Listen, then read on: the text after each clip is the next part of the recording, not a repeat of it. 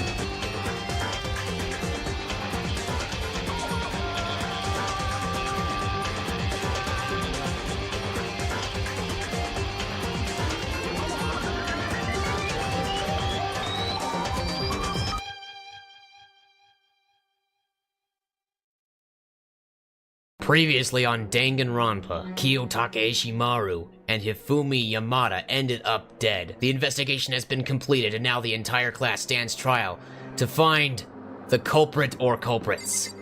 Who's to know for sure? Everyone had heard Monokuma's proclamation and they were gathered by the red door. And as soon as we were all there... Monokuma appears! There are two Monokumas! Hello? Hello? Hello? What even? I actually forgot about this. I don't know why there's two Monokumas. It's kind of funny.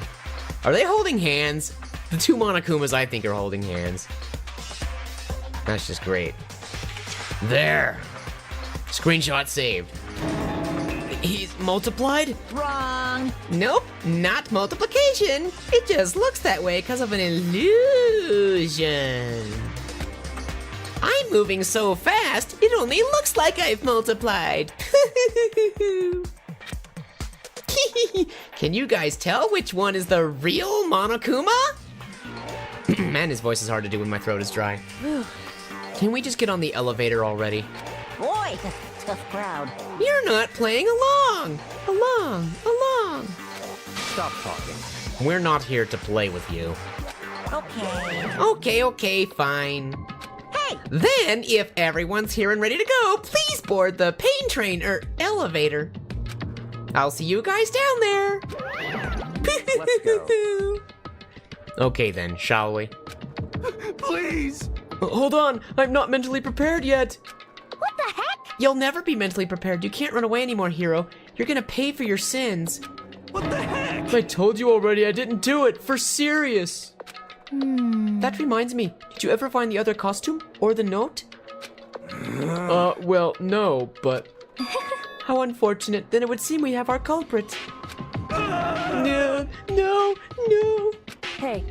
This isn't the place to talk about it. Save your accusations for when we get to the courtroom. That's right. She's right. Let's get down there first. Then the story can really begin. Yeah, good idea. That's right. I have to do it. I can't let whoever killed Hifumi and Taka get away with it. For everyone who's still alive, and for the two that lost their lives.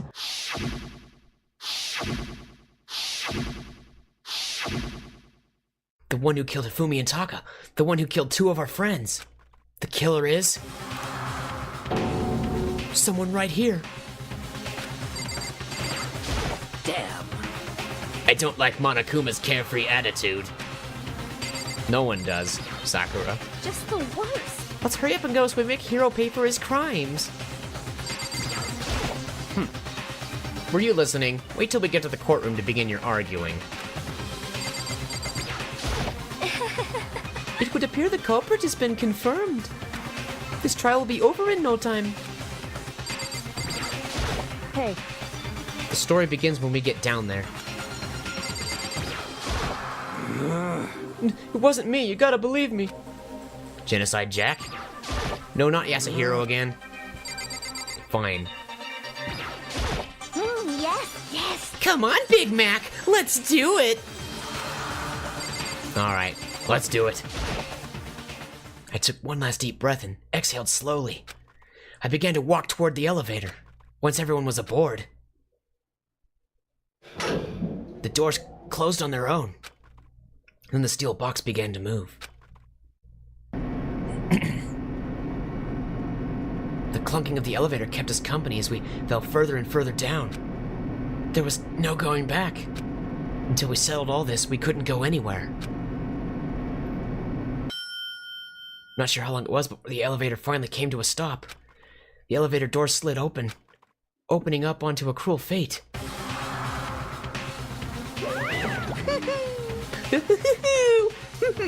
When I see all of you gathered together like this, I realize just how few of you there are left. Your school life is slowly reaching its climax. Just the worst. Only because of you. Why? Why are you making us do such cruel things to each other? What? Well, what? Do you really hate me so much? But I'm so cute!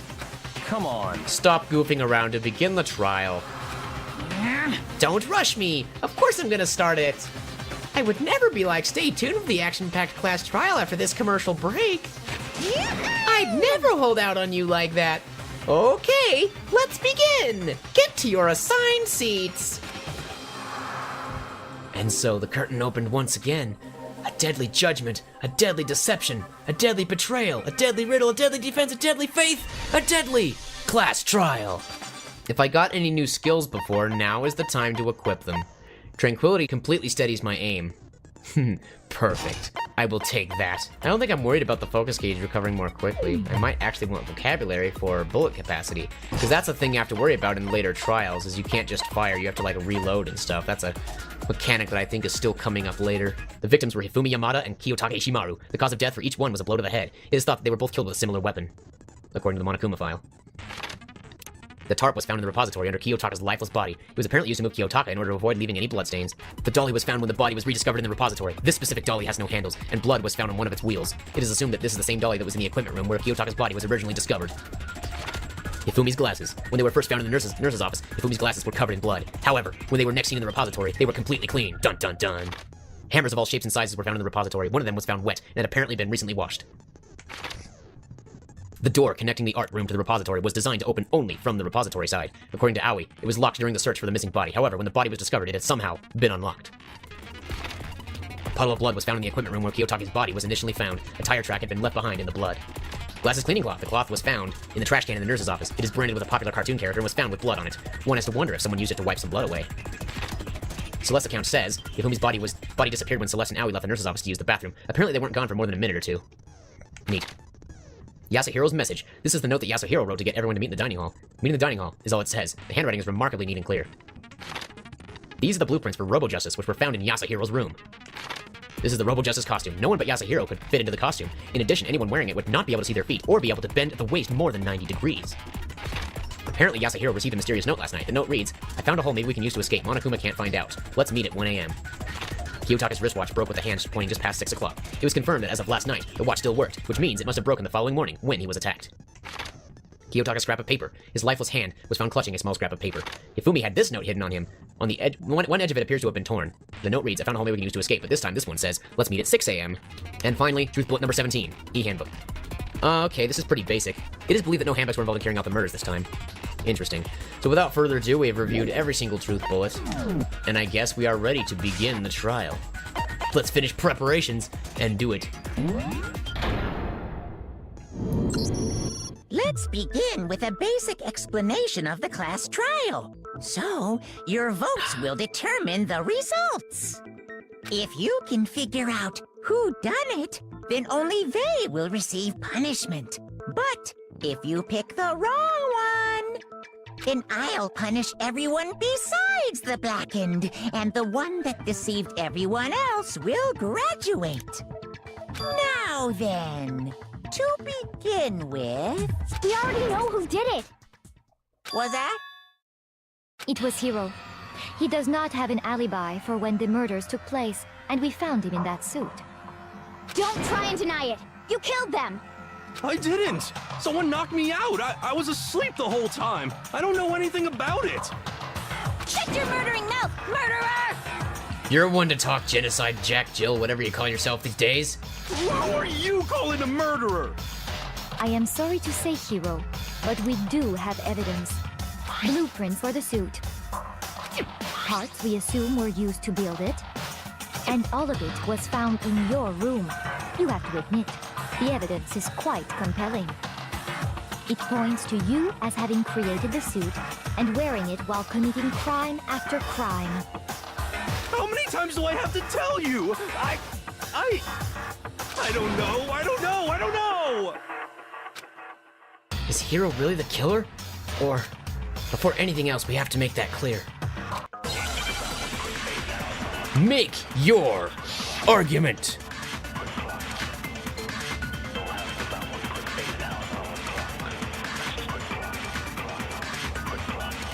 Everything we found in your room. The blueprints, the suit parts, they are all proof enough. That you are the culprit. Wait, that didn't even hit. That's so weird. I don't know anything about that stuff. It's not true. It's a conspiracy. Hiro, why? Why did you kill them? No, just hold on a second. The blueprints was kind of the only weak spot there, I think. I mean, looking at the blueprints, that handwriting is awful messy. If I remember right, Hiro's handwriting is... The blueprints, the suit parts... Just counter it, good grief. No, that's wrong! Because the handwriting doesn't match up. Are we sure Hiro really made those blueprints? Because that note is written really neatly, but the blueprints have messy handwriting on them. It doesn't match! What do you mean? Well, take a look at this. It's the note that Hiro wrote, asking everyone to meet up after Alter Ego disappeared. The handwriting's obviously different, wouldn't you say? When you compare it to the blueprints. There's no way you could think the same person made both of them. Unless that person made it a point to disguise their handwriting. Oh, that's actually a good point, Celeste. Alright. No, the differences are bigger than that, I think. Oh, really? Come on. I'm not smart enough to think of trying to change my handwriting anyway. We might actually be giving Yasuhiro too much credit. So Makoto, are you saying you don't think Hiro's the culprit? And he's not the only one. I think Hiro's innocent as well. Well said, Byakuya. Then who was in that Robo-Justice suit? Is it like Hiro said? Was there really someone running around in a second suit? The suspicious individual hidden within the suit. Go ahead, Makoto. Tell them who it was. And of course he passes it off to me. So? Who was in the Robo-Justice suit? Well, there's no denying who was in the suit. It was obviously Hiro. It was not the Illuminati or Hina. The Illuminati. That is hilarious. It's Hiro. Other than Hiro, I can't think of anyone else it could have been. It could have been the Illuminati. Obviously, he was the one in that particular suit, and we never found any kind of second suit. Then there can be no doubt. Hiro is the prime suspect. That doesn't make any sense. You just said Hiro didn't do it. He didn't do it, but he's the prime suspect. It makes perfect sense. Hiro was the suspicious individual in the suit, but he's not the culprit. So what you're saying is... That's right. The culprit in this case has nothing to do with being in the Robo-Justice suit. What? Now that's a bold assumption. And what reason do you have to make such a statement? You do have a reason, yes? Of course. But before we get to that, there's something else we need to clarify first. So let's get that out of the way. Hey, stop trying to boss us around! All things have a proper order. So what is it? What needs to be clarified? We must clarify the method of transportation for Taka's lifeless body. It would seem that his corpse was moved using certain particular items. Namely a tarp and or a dolly. Makoto, can you tell us what they were? Interesting. Well, there was the blue tarp. That's the thing. There's still one more thing. Oh, I have to pick another thing. Yeah, it was the tarp and the dolly.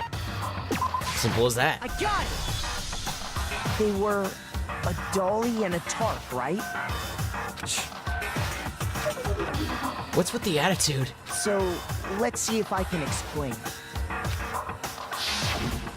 Taka's body disappeared from the equipment room, and then we rediscovered it in the repository. And when we found it for the second time, it was wrapped in a blue tarp, right? It was the same tarp that, up until then, was stored in the equipment room. So the killer must have seen it there, and decided to use it when they moved Taka's body. That way, they wouldn't leave any bloodstains while they were moving it. Okay, that explains the tarp. And the dolly? Same thing. I'm sure the dolly was in the equipment room when we first found Taka's body there. But when the body disappeared, so did the dolly. Later, when Taka's body reappeared in the repository, so did the dolly. In other words, you think they used the dolly to move the body. Am I right? But are you sure you are not mistaken? Huh? Are you absolutely positive the dolly was in the equipment room when we found Taka's body? That dolly was made specifically for moving large objects between the repository and the art room. It would be very strange indeed to discover it had made its way to the equipment room. Is it not possible that it was in the repository all along, and you simply didn't realize it? She's raised an objection. How do you respond? Objection! There is no shame in being wrong, and nobody expects much from you anyway. We have all accepted the fact that you rarely understand what is going on around you. Wow, I've never had anyone sound so nice while being so mean. But maybe I can change your mind. If I can just explain it to them why the dolly must have been moved from the equipment room to the repository. A new element has been added to bullet time battles. Tell me all about it. Let's talk about reloading. Starting with this next bullet time battle, we're gonna add one more ingredient to the recipe.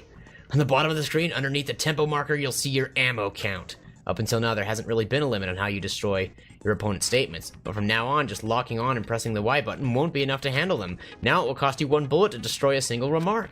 Once you run out of bullets, you can't destroy any more statements, no matter how locked on you are. However, you can reload by pressing X. Just like locking on, you'll have to press X in time with the tempo marker. Basically, just remember the X button now as a function along with A and Y. You will automatically reload at the start of fever time, and your ammo will not decrease. Oh, but if your action difficulty is set to gentle, this won't apply. In which case, you can ignore everything I just said. Well then, good luck and have fun.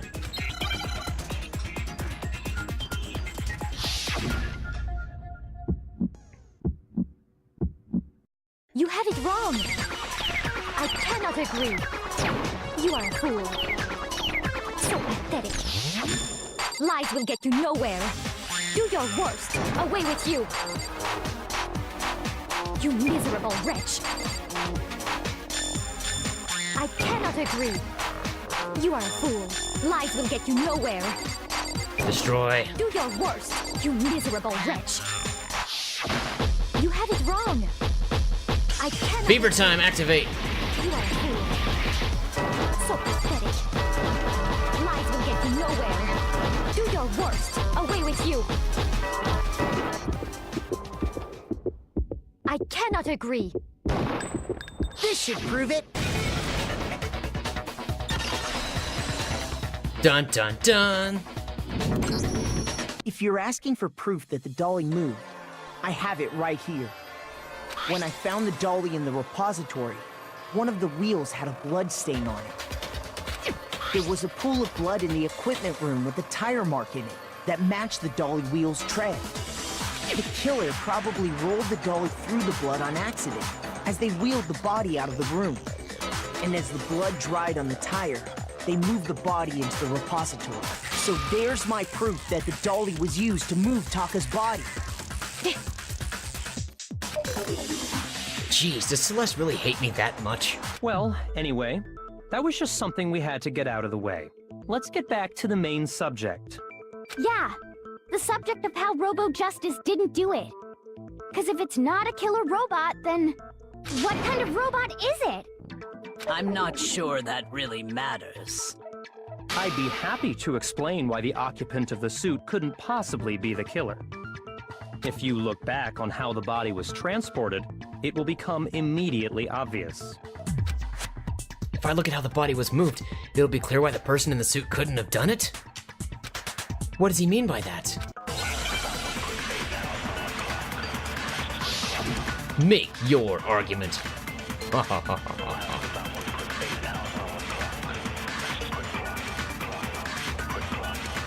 As we know, Taka was killed in the equipment room. And from there, the body was moved to the repository, correct? Yeah, the culprit wrapped the body in the tarp, then loaded it onto the dolly and wheeled it off, right? Now, keep in mind that the dolly doesn't have a handle. Well, yeah, but even without a handle, all you'd have to do is bend over. No, that's wrong because you can't bend at the waist. No, that's wrong. Ha! I have you now. You're absolutely right that you could push a dolly without a handle if you stoop down low. But if you were wearing that suit, do you think you could actually get into a position like that? What do you mean? Think back to what you said when we were all checking out the suit together. Remember? No, that's wrong! I'm blind as a bat in here. Can't see my feet at all. I'm surprised you got anywhere in this thing. I'm telling you, it wasn't me. And not to mention, you totally can't bend at the waist. Seems like a pretty obvious oversight. When you're in that suit, not only can you not see your feet, but you can't even bend at the waist. Am I right about that? Now that you mention it, yeah. It seems like it'd be awfully hard to push that dolly if you couldn't bend over. Well, what's to stop you from simply pushing the dolly with your feet? When you can't even see your feet? You really think someone could kick the dolly all that way? Yeah, it'd be totally impossible. Not that I can say for sure myself. On top of that, if you were wearing such a rigid, cumbersome suit, it's very unlikely you would have the dexterity to go about wrapping the body in a tarp.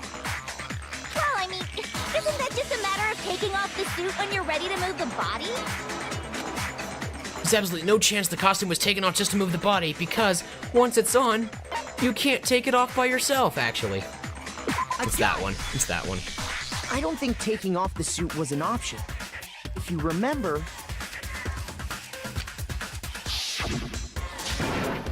I don't know what's up with this thing, but I can't actually get it off. A little help? Why would you make something you can't take off by yourself? I didn't make the stupid friggin' thing. There's a clasp on the back that's keeping you from getting it off. It looks pretty sturdy. I don't think you can get it off on your own. We really don't have a choice. Let's help him. That's true. It seems impossible to put the suit on or take it off without help. Then, you really can't take it off by yourself? Hiro wasn't just making it up? Dun dun dun! Of course I wasn't making it up. Dun dun dun. If he could have gotten it off by himself, I don't think he would have let us see him wearing it. Showing up in the suit was basically an invitation for everyone to suspect it. Yeah, that's right. So, it's really, really true that Robo Justice couldn't have moved the dolly? To be clear, whoever did move the body, it couldn't have been Hiro in the robot suit, correct? No, wait. Just a second, if you please. Have you forgotten about the picture that I took? You all got a good look at it, did you not? The image of Hifumi being dragged away by Robo Justice? Oh, man. If whoever was in that suit is not the culprit, how do you explain that? Besides, do you remember what the now deceased Hifumi said? How did you get hurt? That guy hit me. What guy? Robo Justice, or that's what I decided to call him just now. So long as those facts exist, the proper conclusion is beyond question. The individual inside the suit and the culprit are one and the same. It was Hiro, without a doubt. Yeah, that's gotta be right. Hold on a second! It's still far too early to reach that conclusion. Besides, there's no hurry to decide who did it.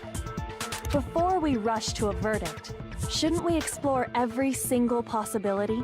Instead of seizing on one viewpoint, the truth is uncovered by analyzing things from every angle. Perhaps, but where do we go from here? Let's review this series of unfortunate events from the beginning. Maybe we'll uncover something new. What a pain in the ass! I don't disagree, but our lives are on the line. If this is what it takes, we have to do it. Plus, maybe we'll get to find out where the heck Kyoko was when everything went down. All right then, let's take another look back at what happened. I suppose we could start with this morning. 4 of us gathered together in the dining hall. Makoto, Hina, Kyoko, and myself. We waited there for quite a while, but nobody else showed up, so we went to look for everyone. That was around 8 a.m.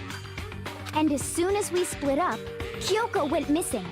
Soon after that, Hina found Celeste in the rec room and quickly came to get Makoto and me. It seems I was unconscious for about an hour after I was attacked by my mystery assailant. I know it was an hour because I remember being attacked a little after 7. That was when we saw Celeste's picture and discovered that her assailant had been wearing a strange costume. As it turns out, it was Robo-Justice. It also soon became clear that this same Robo-Justice had abducted Hifumi. We were soon joined in our search by Byakuya and Toko, and then went on to find Hifumi in the library. He was injured, so we took him to the nurse's office and resumed our search for the suspect. But not long after leaving the nurse's office... What's wrong? I saw a shadow, something moving around at the top of the stairs. When Celeste told us that, we decided to split up and search the 2nd floor. And soon after that, I saw someone moving around on the 3rd floor, and I yelled out to everyone as soon as I did. Celeste, what's wrong? That was a rather intense scream for someone like you.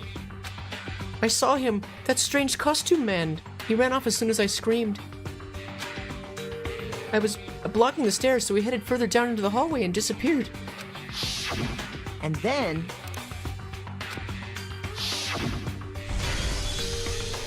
Ah! Huh? What was that? That came from downstairs. It must have been... Hifumi. He's in the nurse's office. This is bad. Come on, we have to go back. At that point, we decided to divide up into 2 groups. Celeste, Hina, and I went back to the nurse's office, while Sakura, Byakuya, and Toko chased after the suspect. When we got back to the nurse's office, we found Hifumi, dead. And that's when we heard the body discovery announcement. I left Celeste and Hina there and headed back to the 3rd floor to let the others know what had happened. Meanwhile, we had just discovered Taka's body in the equipment room. We must have found both bodies at almost exactly the same time, because we heard the same announcement not long after we discovered his body. And that's when I told you guys about Hifumi. Then the 3 of us headed for the nurse's office. But right after we left the physics lab, we ran into Celeste, who'd arrived after us. And she told us something very surprising. Hifumi's body has disappeared. We rushed back to the nurse's office and saw that she was right. Then we remembered we'd left Toko passed out in the equipment room, so we hurried back again. This can't be happening. Are we hallucinating all this or something? But when we got there, we discovered that now Taka's body had also gone missing. Next thing we knew, we were searching the school for 2 missing dead bodies. And after some time... Celeste informed us that she'd found the bodies, and we all headed to the repository, which is where we rediscovered the corpses. I think that about covers it. I see. The whole thing sounds exceptionally complicated. It certainly seems to me that these are not a simple series of connected events. Okay, well, if that's true, then what? Rather than a single series of events, I think we have to consider each murder a separate situation. And from there, we can uncover the contradictions surrounding all of them. Now then, let's get started, beginning with what happened to Taka. The contradictions hidden in what happened to Taka. In order to uncover the truth of this case, I have to find them, no matter what.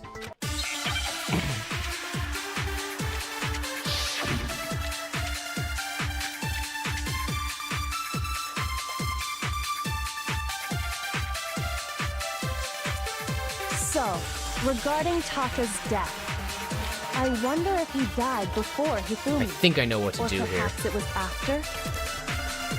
We already know what order they were killed in. Monokuma file number 3 is not helpful, so I need to do something like that. What makes you say that? Because of the numbering of the Justice Hammers. Maybe that's it. No, that's wrong. Ha! That's wrong. Hold on. There's no reason to assume that the hammers were used in the same order as their numbers. He's right. If anything, that's just another way the killer tried to disguise their actions. So you're saying the culprit wanted us to think the hammers were used in order, but in reality, Taka was killed before Hifumi? Okay then, let's see the proof. Evidence that proves Taka was killed before Hifumi. There's something that relates to what time he must have died. Ah! His wristwatch. That's it. Oh, we're in Hangman's Gambit for this. Well, clearly yeah, this is easy. Need an A. I can't do anything until I get an A. Actually, it's an I, my bad. It's not wristwatch, it's wristwatch. W.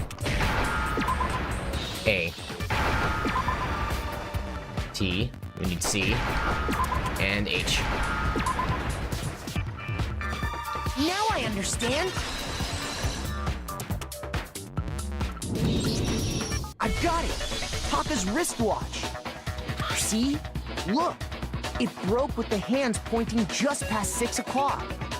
It must have gotten broken when he was attacked by the killer, because as of last night... Hey, you! How long were you gonna keep us waiting? Taka's irritated voice pierced the air as he stared pointedly at his wristwatch. It's almost 10 o'clock, you know that? Bedtime for all the little boys and girls. So if it wasn't broken after 6 last night, then he must have been attacked around 6 this morning. And that would be his official time of death. But if that's true, then he was killed well before Hifumi. And before Celeste was attacked this morning, which happened around 7. That's right. Taka was killed before any of the other incidents took place. That simple fact slipped past all of us. We made the wrong assumption about the order of events, all because of those justice hammers. That's exactly why the culprit wrote the numbers on each hammer and had them increase in size. That way, when we saw how they were used in each incident, we'd easily make that wrong assumption. Now, if Taka was killed around 6, then everyone's alibis for his murder go out the window. Because when he was killed, we hadn't met up in the dining hall yet. That may be true in the case of Taka's murder, but all of our alibis still hold true for Hifumi's death. That's right. With him, at least, we're all safe. Huh? But what was that? That came from downstairs. It must have been... Hifumi, he's in the nurse's office. This is bad. Come on, we have to go back. When we heard Hifumi screaming, we were all together. Except for Hiro and Kyoko. Then we all ran down to the nurse's office, and that's where we found his body. That's totally true. We're all in the clear. Oh, I know! They must have recorded him screaming on a tape or something, then played it later on! Ooh, what? If that's true, where's the tape? Where is the tape? I don't know. Don't just go making stuff up. Anyway, we all have rock-solid alibis for when we heard Hifumi scream. Since all of us were there together, clearly none of us could have killed him. And it does not stop there. There was also the moment when we discovered his body had disappeared. When his body vanished from the nurse's office, Hina and I were in the bathroom together while everyone else was in the equipment room, correct? And then there's the disappearance of Taka's body from the equipment room.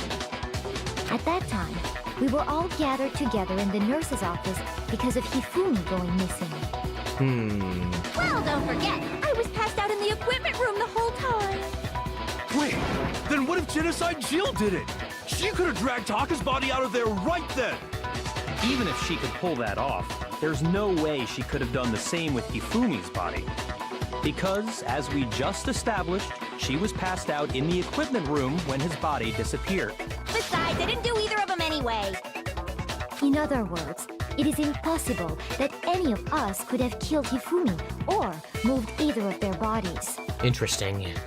On the other hand, Hiro and Kyoko had disappeared, so they most certainly could have done those things. Did Hiro or Kyoko really murder them? So what now, Kyoko? Indeed, what now, Miss Kirigiri? For now, we can't get fixated on who did it, or we'll just keep going around in circles. So instead of who, I propose we start talking about how. Fair enough. In particular, I think we need to figure out how Hifumi's body got moved. That's true.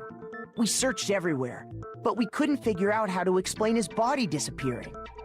And according to what Celeste said, We could not have been gone for more than a minute or two, though. So then the killer was able to get in and move Hifumi's body in that short amount of time? It would seem so. his body apparently disappeared in the 1 minute her and Hina took their eyes off of it. But to carry that much weight from the first floor up to the third in that short amount of time? Oh man, yeah! There's no way! It'd be impossible! Perhaps. Well, what if I told you there was a way to make the impossible possible? What? How? If the dead body were to move itself. What? The dead body moved on its own? The zombie apocalypse is upon us. No! Not another... No, Hiro. It wouldn't be a ghost, it would be a zombie. I don't think it has anything to do with the occult.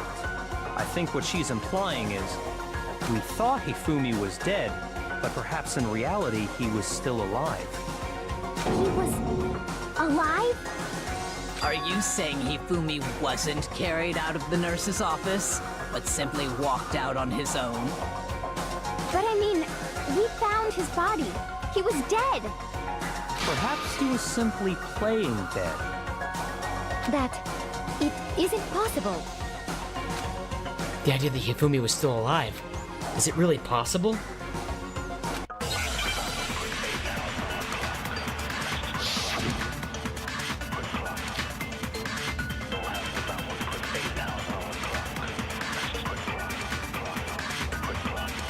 Are you saying that when we first found Hifumi in the nurse's office, there's a chance he was actually still alive? No, it is impossible. Hifumi was dead, without a doubt. And you know that how? Surely you heard the body discovery announcement along with the rest of us. Hifumi's dead body had been found.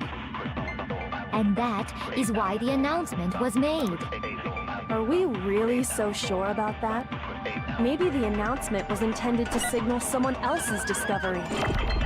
Do I need that one, or... I'm sure the body discovery announcement was made only once. But Hifumi and Taka's bodies were discovered at almost exactly the same time. Are you saying that when we first found Hifumi in the nurse's office, there's a chance he was actually still alive? No, it is impossible. Hifumi was dead, without a doubt. And you know that how? Surely you heard the body discovery announcement along with the rest of us. Hifumi's dead body had been found. Had it? No, that's wrong. Booyah! Was the body discovery announcement that was made really intended for Hifumi?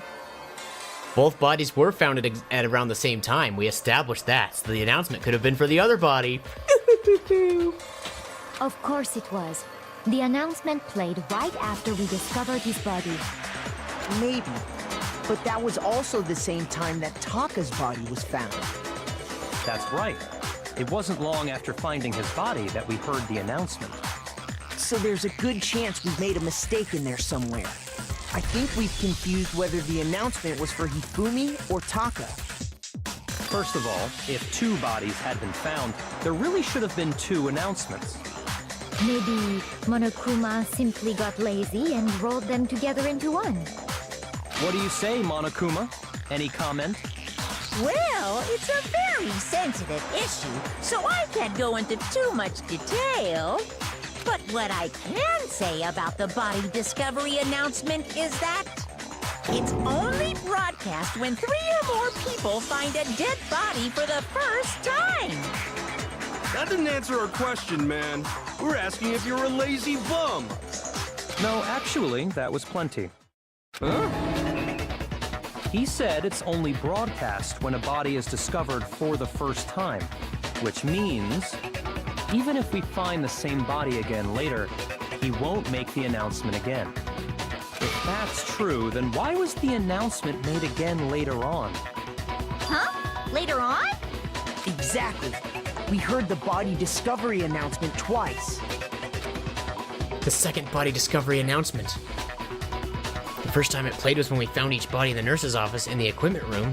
And the second time was when both bodies were rediscovered.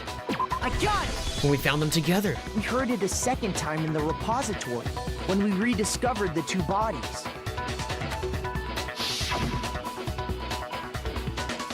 Ding dong, ding dong. A body has been discovered! After a certain amount of time, which you may use however you like, the class trial will begin! It didn't seem weird at the time, but it contradicts what Monokuma just told us, doesn't it? Exactly.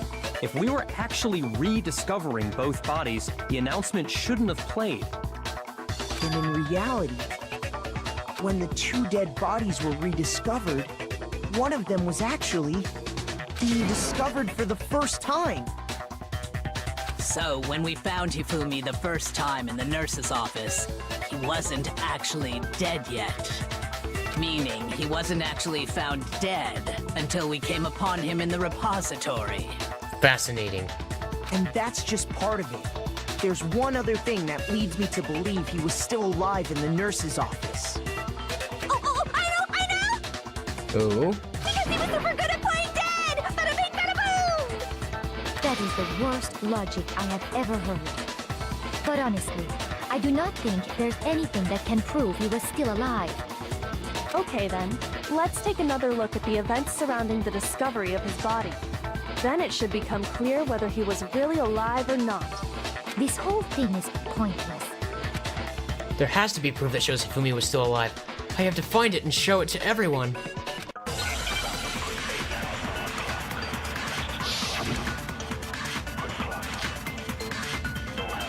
I only have 1 bullet, okay.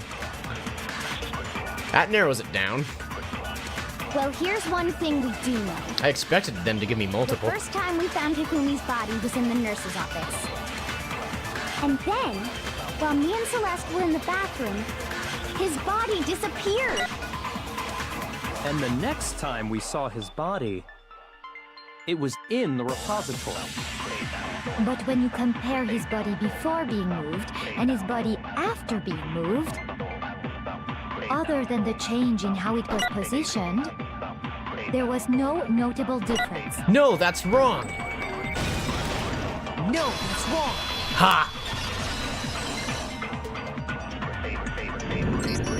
In fact, there was one clear difference between Hifumi in the nurse's office and the repository. His glasses. That fact alone proves that he was only playing dead in the beginning. Perhaps you'd like to fill the rest of us in? When we found Hifumi in the nurse's office, his glasses were covered with blood. But when we found him again later in the repository, they were spotless. And I found the item he used to wipe them clean in the nurse's office trash can. The evidence I found in the trash can in the nurse's office was the glasses cleaning cloth that he obviously used to clean his glasses. I got it! It was a glasses cleaning cloth featuring a certain cartoon mascot.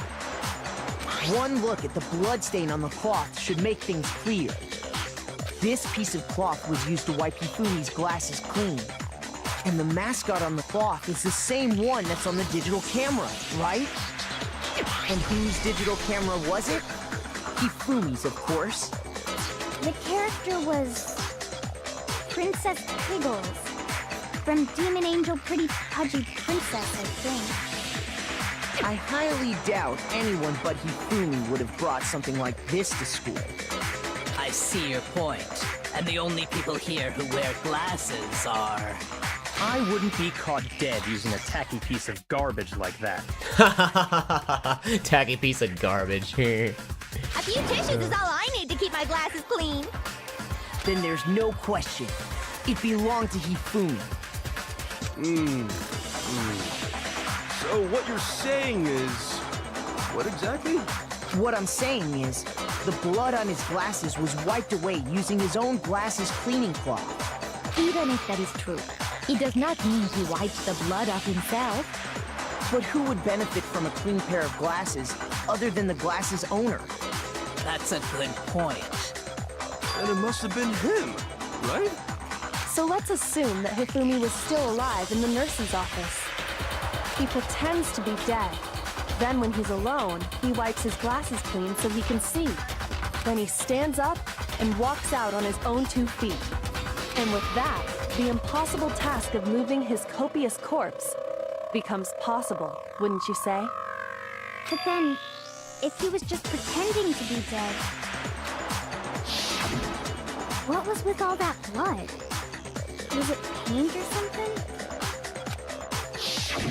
The fridge in the nurse's office contains packs of blood for emergencies. He probably used one of those. He figured if he was gonna play dead, he should go all out, so he just dumped it everywhere! But he got crazy with it and had to wipe his glasses off when he was done! God, what an idiot! And if Hifumi was still alive at that point, the disappearance of Taka's body is easily explained. It should be perfectly obvious who must have moved Taka's corpse. The one who moved Taka's body was obviously not Sakura. Not Taka himself, because Taka was obviously completely 100% dead, so it had to be Hifumi. I got it! Ha ha ha! It could only have been Hifumi. While we were all gathered in the nurse's office, he went to the equipment room and took Taka's body. That also explains how the door to the repository got locked. The door was locked? Well, after the bodies disappeared, y'all went looking for them, right? So me and Sakura headed for the repository. But when we got there, the door was locked. And the repository door can only be locked from the inside. Which means, when Hina and Sakura got to the repository, someone was already inside.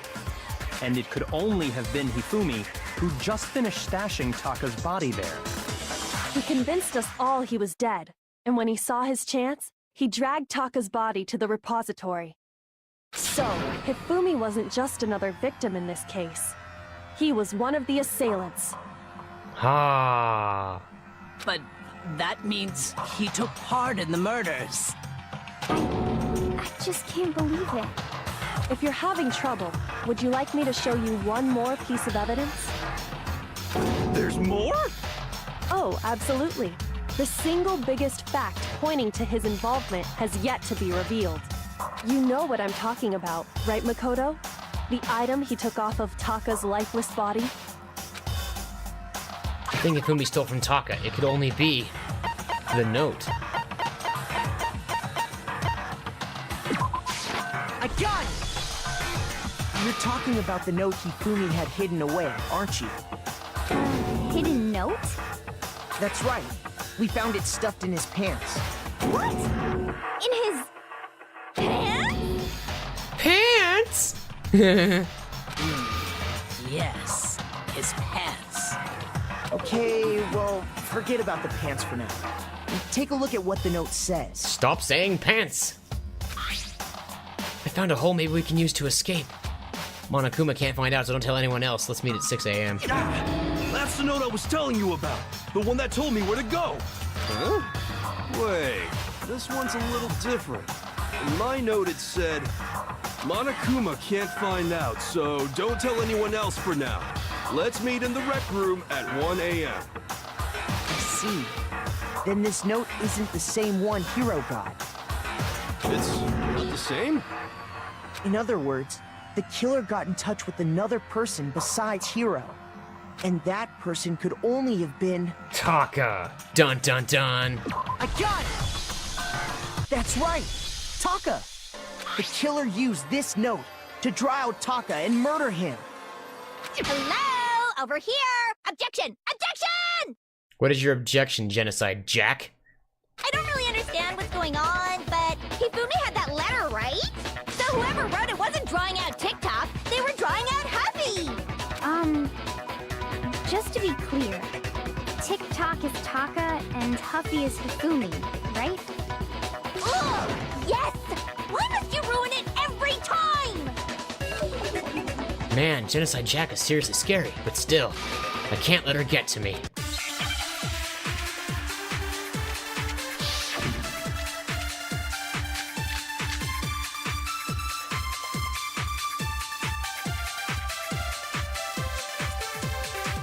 Huffy had the note, right?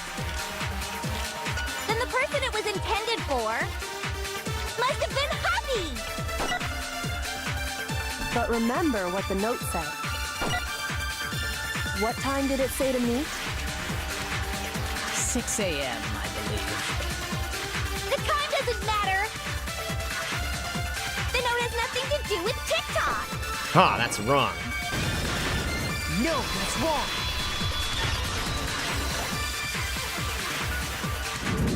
Because... No! There absolutely is a connection. What the hell are you talking about? The note said to meet at 6 a.m., which is the same time Taka was murdered. You've already proven that using his wristwatch. But there's more. Look where the note says to meet. The equipment room, right? Which is where Taka was killed. I see. So, Taka was murdered at both the time and place written in the note. I think that should be plenty to show that this note was definitely meant for Taka. Well, when you put it like that... No further objections! Then someone used that note to trick Taka. Just the same as me. The culprit really is a cold-blooded monster. Telling people they found a way out. But if they gave the note to Taka, what was Hifumi doing with it? Stuffed down his pants, no less! Most likely. Hifumi stole it off Taka's corpse after he died. Huh? He stole it? Where's your proof? Go ahead, show us. Prove that Hifumi stole the note from Taka. It can only be... Taka's scrap of paper? Because that was the other piece of the note, was it not? I got it! I got it! When I searched Taka's body, I saw that his lifeless hand was gripping a small scrap of paper. If I'm right about this, the sheet of paper this piece came from is... I knew it! It fits perfectly with the note we found hidden on Hifumi. Then Taka's scrap and Hifumi's note. Yup, they're from the same piece of paper. Hifumi had the note meant for Taka, while Taka's corpse still grasped a small piece of that note. There's only one way to explain it. Taka died clutching the note. Hifumi tried to free the note from his death grip, leaving behind only one small scrap. Did I get all that right? That means Hifumi knew the note was important. Exactly. Which proves that he was an accomplice in the murder. Whoa. Yeah. After seeing all this, Hifumi was super involved in this whole thing for sure. In fact, he was behind the whole thing. In fact, he's still alive! He's still alive? Okay, no, Hiro, no. Sorry, no. When we found him in the repository, Hifumi was truly and completely dead. The second body discovery announcement proves that. So then, who killed Hifumi? Whoever did is the mastermind, the true killer. He was killed in the repository. So he must have been killed not long after transporting Taka's body. So, he must have been killed after Taka's body vanished, but before we found both bodies in the repository. During that time, we'd all split up and were searching for Taka's missing body. In other words, during that time, none of us have alibis. Oh, man. Wait, but me and Sakura were together. Stop trying to steal the spotlight, you stupid walrus! Stupid walrus. Who are you calling a walrus? Anyway, when they were killed bothers me too. But there's something that's been bothering me even more. And what might that be? The weapon they used to kill Hifumi. The weapon?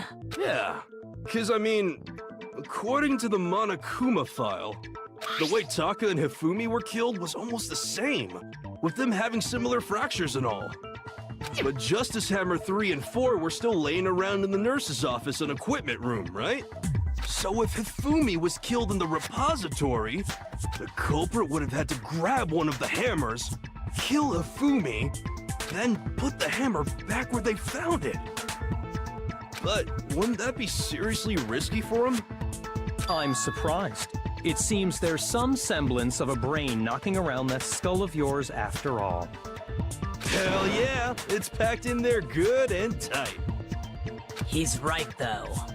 I don't understand it either. The Monokuma file makes it clear that they were killed using similar instruments. But if the hammers were already laying around those other rooms... So the question is, how could the culprit have gotten their hands on either of the hammers? Personally, I haven't a clue. So which hammer was used to attack Celeste? Number 1 or number 2? Those were accounted for in other rooms too. And I don't think either one is big enough to kill someone. Then, Is it not possible they used a different weapon? I don't think it is possible. They were both killed with the same kind of thing, right? So then, what was used to kill Hifumi? The weapon that was actually used to kill Hifumi. The whole picture surrounding this case won't become clear until we figure that out. Somehow I have to find the truth.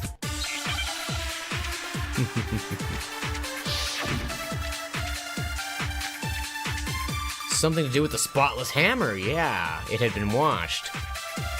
Maybe because it was used. What was used to kill Hifumi? Was it Justice Hammer 3? Maybe Justice Hammer 4? Well, whatever it was, there's one thing we have to figure out. How was the culprit able to move around so freely with the weapon? How did nobody witness them carrying it? sounds like a Justice Hammer 5 is about to make its appearance! Check out murdergear.com/hammertime for more info! Murdergear.com/hammertime. Seems pretty clear. Ha! The murder weapon had to be one of the Justice Hammers. No, that's wrong! No, that's wrong.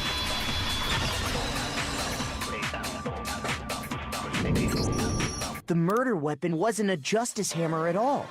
No, it was something completely different. But, seriously? A different weapon? Specifically, a hammer from the repository.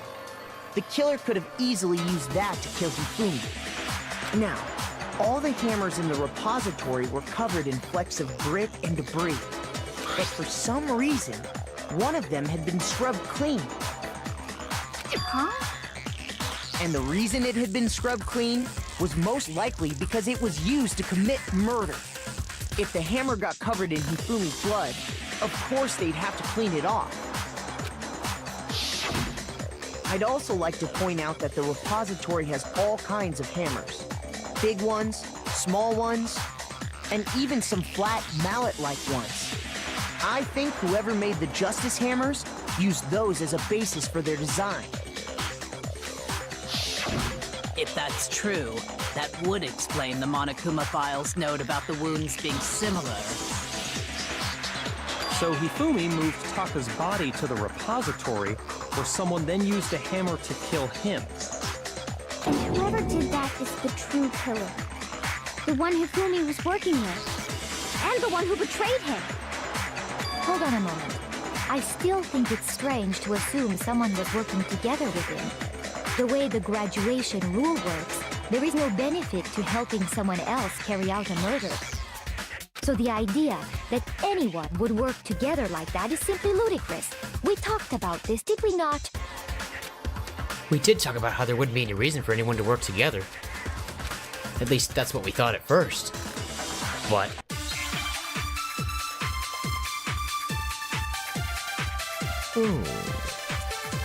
Based on the rules that have been laid out for us, even if more than one person is complicit in the murder, only the one who actually carried out the act can graduate and survive.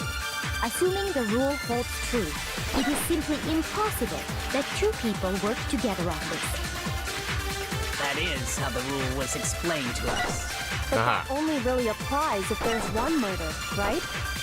In this case, however, there were two murders. Can we really say there's no chance two people work together on this? Based on the rules that have been laid out for us, even if more than one person is complicit in the murder, only the one who actually carried out the act can graduate and survive. Assuming the rule holds true, it is simply No, that's wrong!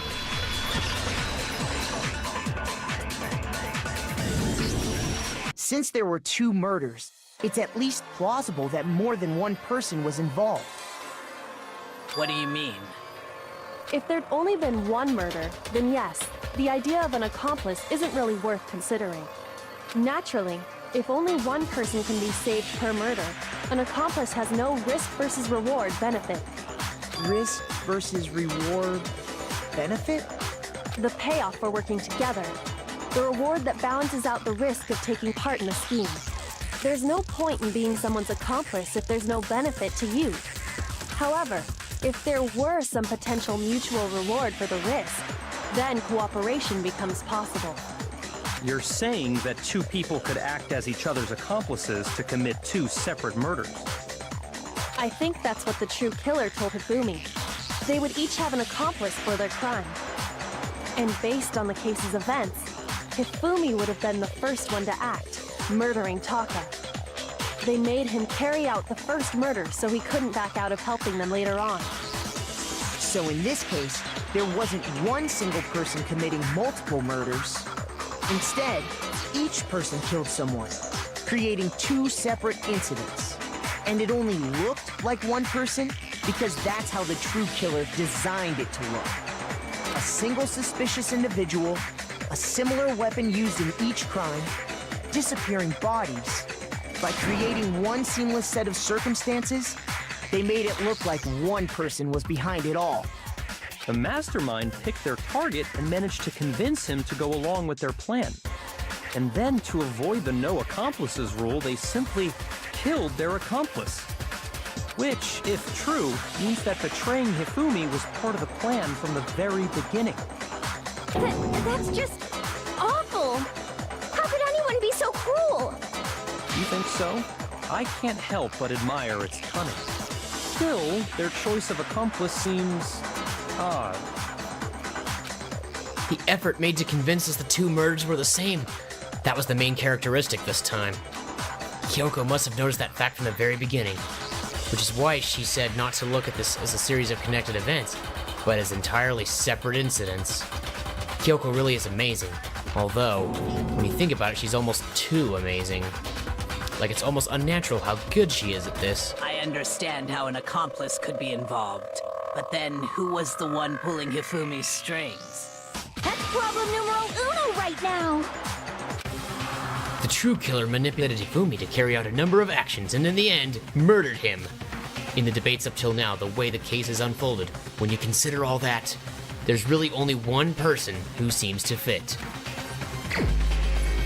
Based on the fact that the only one who ever saw Robo Justice and photographed him was Celeste, I do believe she is now the prime suspect. Here's my answer. It was Celeste.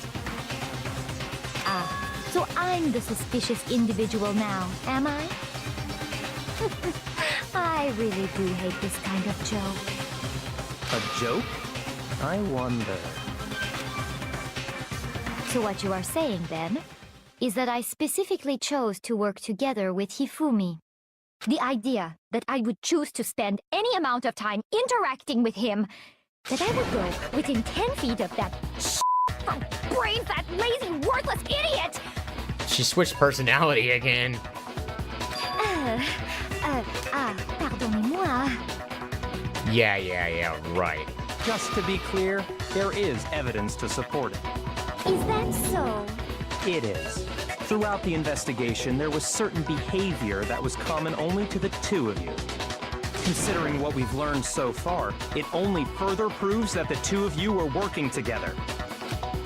What is it that only Hifumi and Celeste had in common? And it was encountering the suspicious individual, exactly! Only Celeste and Hifumi ever had any direct interaction with Robo Justice. Everyone else just heard about it. I got it! The behavior they had in common has to do with the suspicious individual in And the saw the suit, pictures. doesn't it? The only ones who ever actually saw Robo Justice firsthand were Celeste and Hifumi. Done, done, done. Shush. The adults are talking now. Sorry. Wow, Byakuya, okay, calm down. As he said, only Celeste and Hifumi ever laid eyes on the costumed individual. If we accept that Hifumi was one of the culprits, we can't help but suspect what Celeste has said as well. Are you saying everything they told us was a lie? After taking Hifumi to the nurse's office, we all began our search for this individual, correct? And not too long after that, do you remember what Celeste said? I saw a shadow, something moving around at the top of the stairs. We headed to the second floor specifically because of what she claimed to have seen. Next, to draw us all to the physics lab up on the third floor, She let out a blood-curdling scream. and when we'd all come to see what was wrong, what was it she said? Celeste, what's wrong? That was a rather intense scream for someone like you. I saw him, the strange costume man. He ran off as soon as I screamed. I was blocking the stairs, so he headed further down into the hallway and disappeared. Once she'd done her job of getting us all up to the physics lab, it was time for her partner to get to work. Ah! Huh? What was that? That came from downstairs. It must have been. Hifumi, he's in the nurse's office. This is bad. Come on, we have to go back.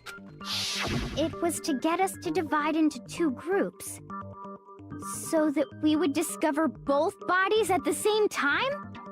In fact, Celeste was precisely the one who proposed that we split up. Then why don't we split into two groups? I'll lead the hunting party. That seems much more interesting. Very well, then Makoto and Hina, you come with me to the nurse's office. I will leave the capture of the suspicious individual to Toko, Byakuya, and Sakura. Well, if Celeste and Hifumi were working together, all those chance events suddenly become connected. And on top of that, that piercing cry of yours early on.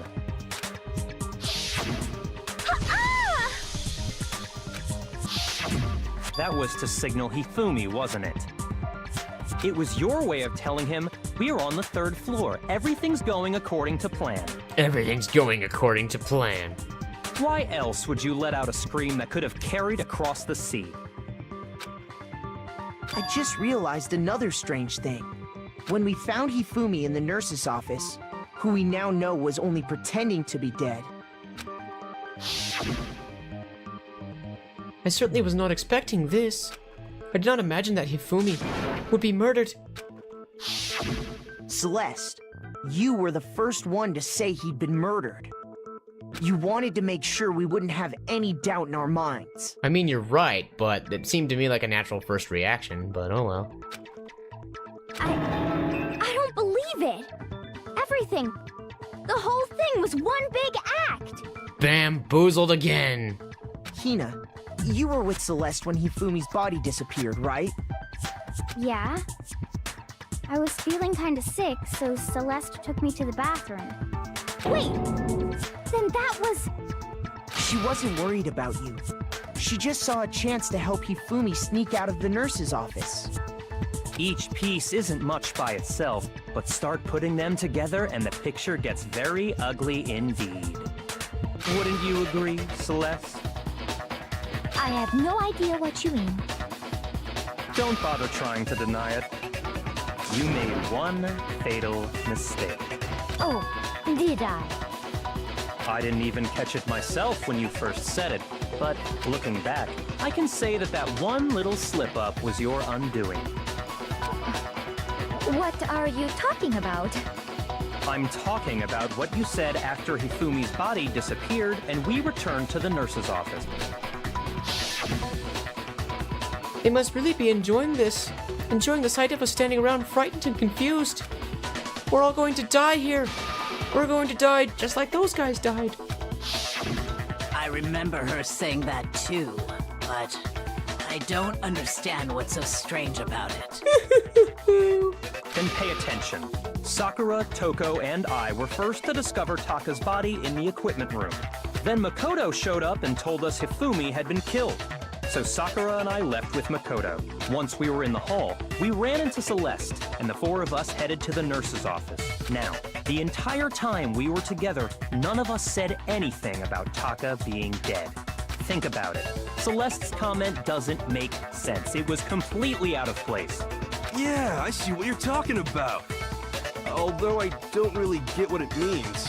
You hear that, Celeste? Everyone's having some trouble understanding. Could you repeat what you said? If you're really not the culprit, you shouldn't have any problem repeating it, right? Miyagi said that Celeste's comment doesn't make sense. What is he alluding to?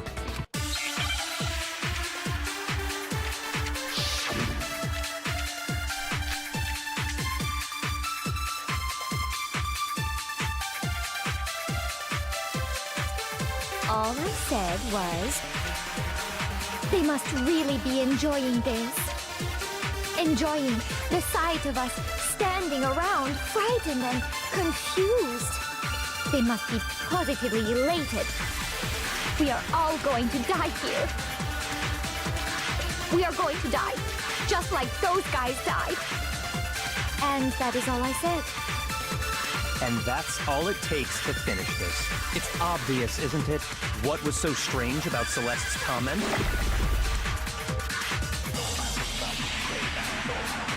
When she said that, she should have only known about Hifumi's death.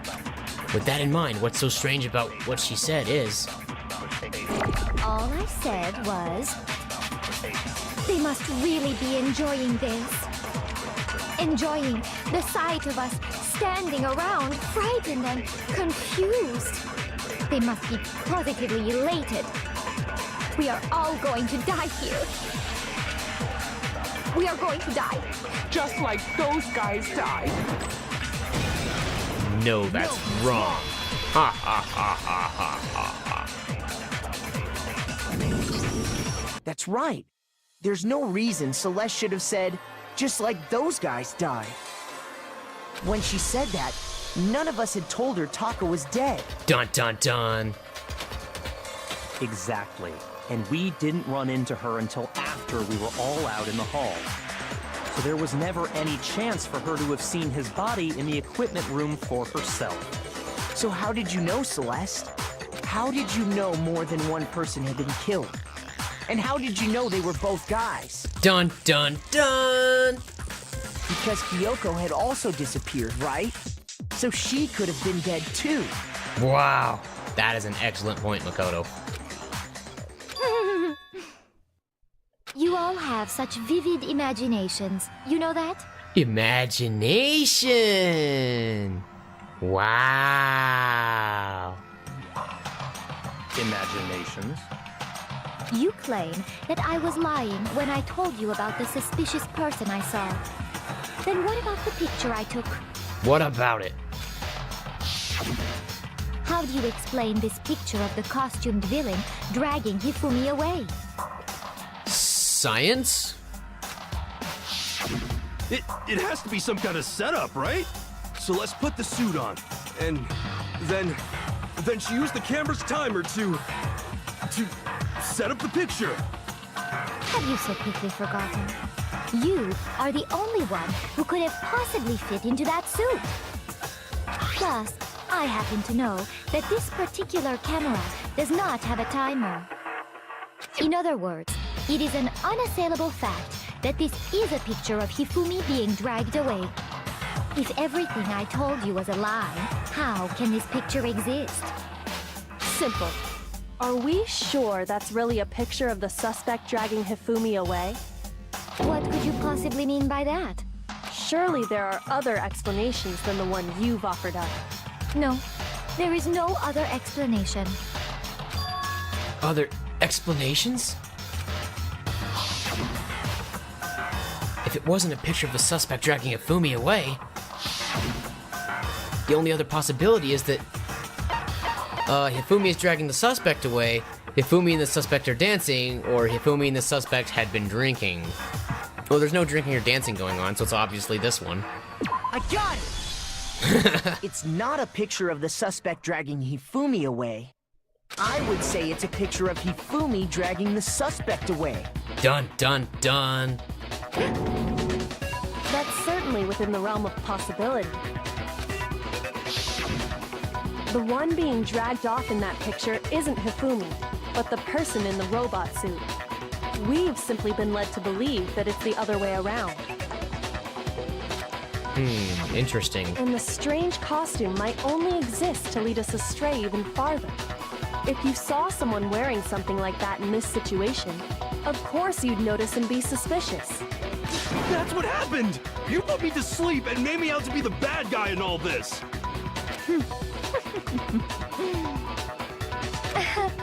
Such a thing is utterly impossible. Is it? Hifumi was dragging him away? Ridiculous. Is it? I don't think it's ridiculous at all.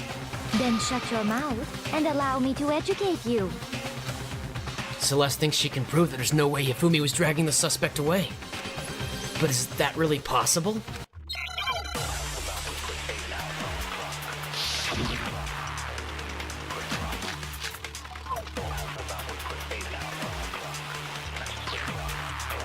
You dressed me up in that suit after I passed out! Then you just draped me across Hifumi and had him carry my weight! You tried to make me look like the bad guy! Like I said, ridiculous. As you can see in the picture, the suspect is standing perfectly upright. If the person inside the suit was unconscious, there's no way they could stand up straight like that. Wrong. Oh, I did not mean to absorb. I was trying to shoot. The culprit after all. Get rid of that. There's no way they could stand up straight like that. That's wrong. No, that's wrong.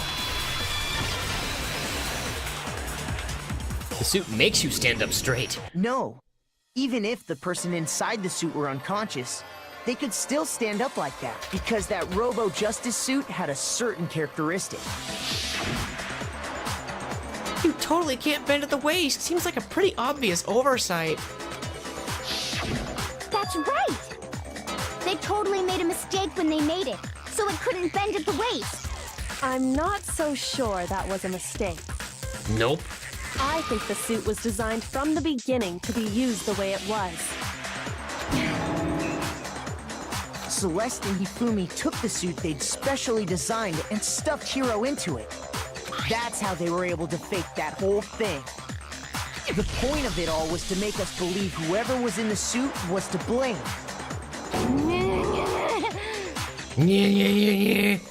Well then, I suppose this is checkmate. Game over. Checkmate?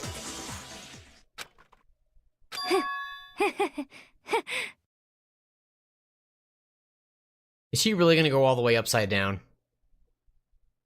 Cool! That's all I wanted. Don't make me laugh, you idiot! What do you mean, checkmate?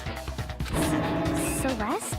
Clearly, you want to cram me into your little guilty box. Well, there's one little problem. Have you already forgotten what Hifumi told us as he lay dying? Hey, Fumi, who was it? Who attacked you? Who tried to kill you? Who killed me? That's right, I remember their name. Hiro. When we asked him who had attacked him, his answer was quite clear, was it not? He said, and I quote, Yasuhiro. In other words, Yasuhiro Hagakure! Wait, but my name isn't really Yasuhiro. It's actually Taro. Your confusing statements don't make any sense. You're only making things more complicated. Really, Yasuhiro? That's not your real name? Come on now. He did say Yasuhiro, but are we sure he was really pointing the finger at Hiro? What the hell are you talking about? I'll burn you alive! I don't know if you guys noticed this, but Hifumi always addresses people by their last name. He calls Makoto Mr. Naegi. Why would he suddenly refer to Mr. Hagakure as Yasuhiro? Kyoko, what do you mean by that? Think back to how Hifumi used to talk to us. How did he refer to each of us? I got it! That's right! Our last names! He called us all by our last names! Exactly. I know I heard him say Mr. Naegi more than once, for example. So if Hifumi did mean to say Hiro's name, he would have said his last name, Hagakure. I'm sure it was just incidental. By chance, his first name. Indecent? But the problem with that is that no one here has the last name Yasuhiro. Don't talk. Problem we have. Random chance. Now isn't that a convenient explanation? No, there's no reason to think he would have said the name any different than normal. But he must have run out of energy before he could say any more. So Hifumi was trying to tell us the last name of whoever killed him? Their last name was Yasuhiro? There's no one. But the name he said doesn't apply to anyone here. Exactly, Sakura. Well, no. Hold on. There's one person it could apply to, Really? and that's Celeste. She never actually told us what her real name is. She said that Celeste was a real name, but she is a liar. Right? What did you just say? To think you'd take your false accusation so far, I don't know whether to laugh or spit! Come on! Enough with your idiotic blather! Yasuhiro is a loser's name! Do I look like a loser to you? Well, do I? Celeste has gone into total meltdown mode. What? I think I've earned the right to be a little on edge. Okay, then fill us in. What's your real name? Fine. Me? sure your ear holes are wide open and listen up! My real name is Celestia Ludenberg. Could you please stop making me repeat myself over and over again? Celeste still won't give up. So then, I have to do something to make her accept it.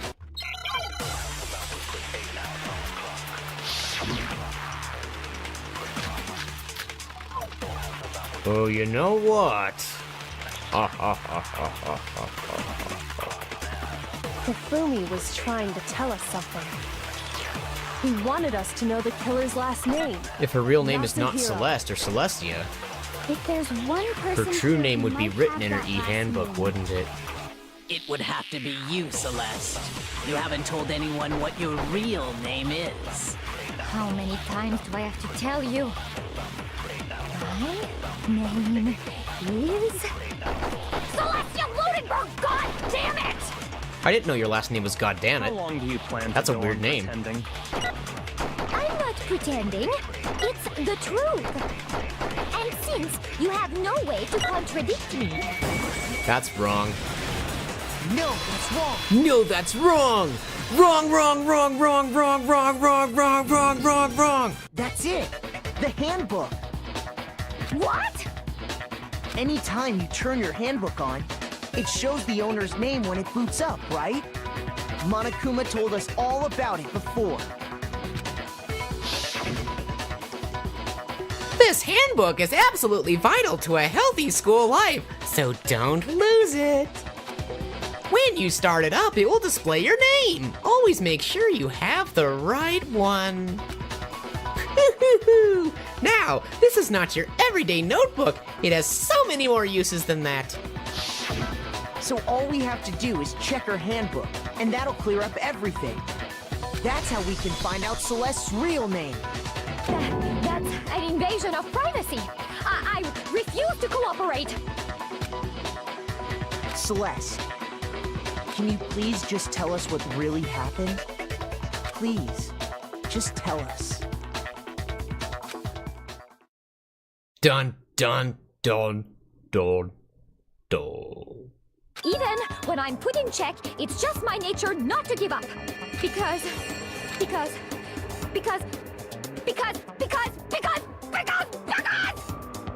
Until the game's over, you never know what might happen. Fine then. Let me settle it. Let me go over the case again, from the beginning, and shed light on all your crimes. And that'll bring everything to an end.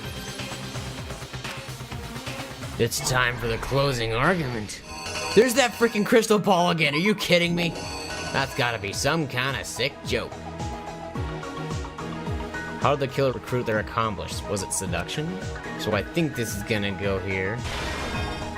What time did the killers call their victim to the rec room? So it would have to be this one, I suppose. Who was it that the killer summoned first? It would have been Yasuhiro, because they had to get him into the Robo Justice costume. They knocked him out, then stuffed him into the Robo Justice suit to falsify their evidence. And they used a certain item to do it. There's the camera. We'll go with that. What time was Taka supposed to head to the equipment room? Oh yeah, this has to do with Taka's broken watch, doesn't it? Because Taka was supposed to be there at 1 a.m., right? The Justice Hammer that he used to kill Taka. What number was it? Was that Justice Hammer 4? Just numbering them makes this so hard to remember. In the library, Hifumi used something to fake the existence of a shadowy criminal, and that would be Hammer number 2. Oh yeah, Taka's watch didn't stop at 1 a.m. It stopped at 6 a.m. That was wrong. Okay, we fixed it, I think. Back to what I was doing before. Which Justice Hammer was in the nurse's office when Hifumi was pretending to be dead? Well, there's only one left. Justice Hammer 3. Do the thing. Hifumi used something to move Taka's body. That would be... Yeah, that looks like he's pushing a dolly. The weapon that the killer used to murder Hifumi. So that can be the only possible possibility. That has to be it then. Here's exactly what happened. Before anything, the killer persuaded someone to help carry out the murder. And that person was... Hifumi, with an accomplice. the killer was able to execute a number of otherwise impossible schemes.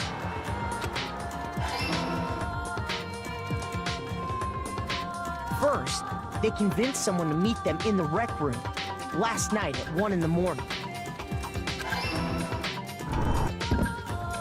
That someone they met with was Hiro. The murderous duo intended to pass Hiro off as the prime suspect. So when they met up with him, they drugged him, knocked him out, and stuffed him into the Robo-Justice suit.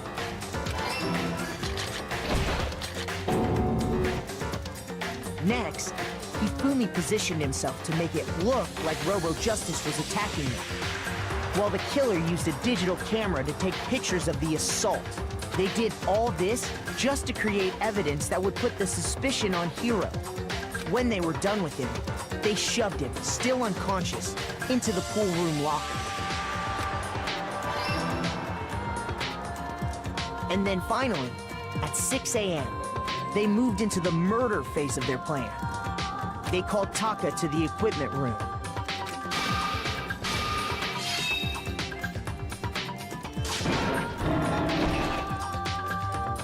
And that's where Hifumi killed him, making it the scene of the first murder.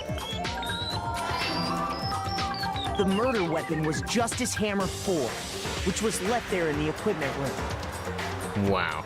The reason Hammer number 4 was used was to create confusion about the order of the crimes.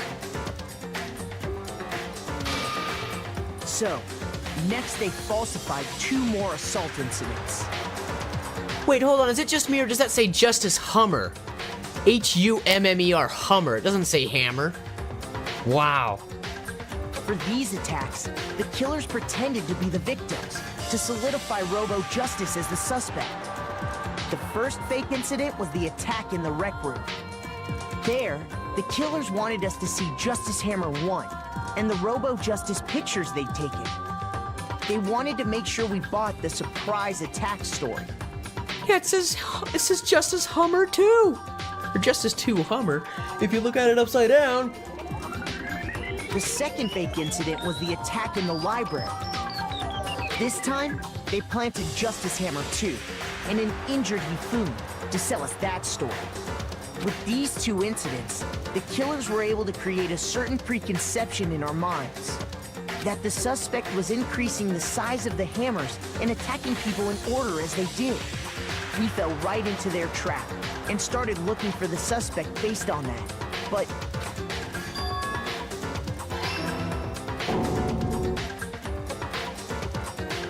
while we did that, we left Hifumi alone in the nurse's office. Justice Hummer 3. Hummer. Hummer. Hummer.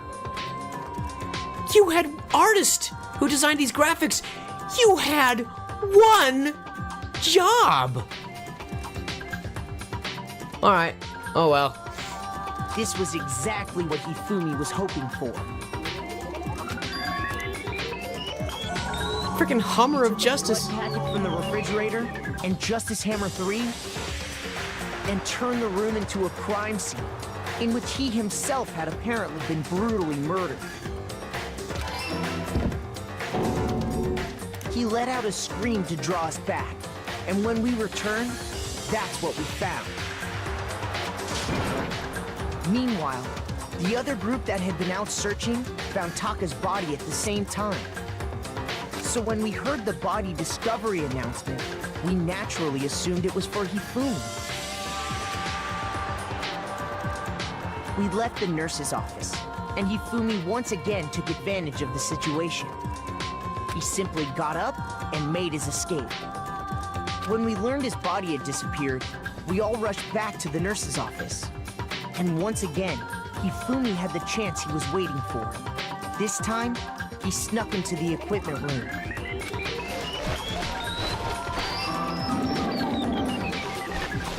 He wrapped Taka's body in a tarp and used the dolly to move it all the way down to the repository. That explains how each of the bodies disappeared. But even Hifumi didn't know what the true killer had in mind for their final act.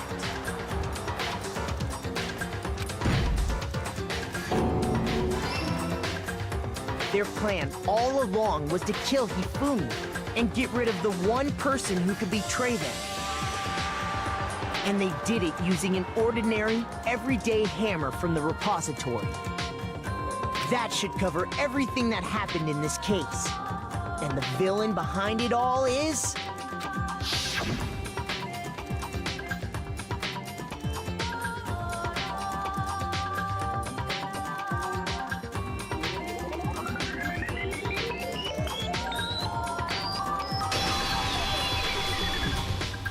Celeste. Sorry, you lose. You lose. You get nothing. Good day, sir. I mean, madam.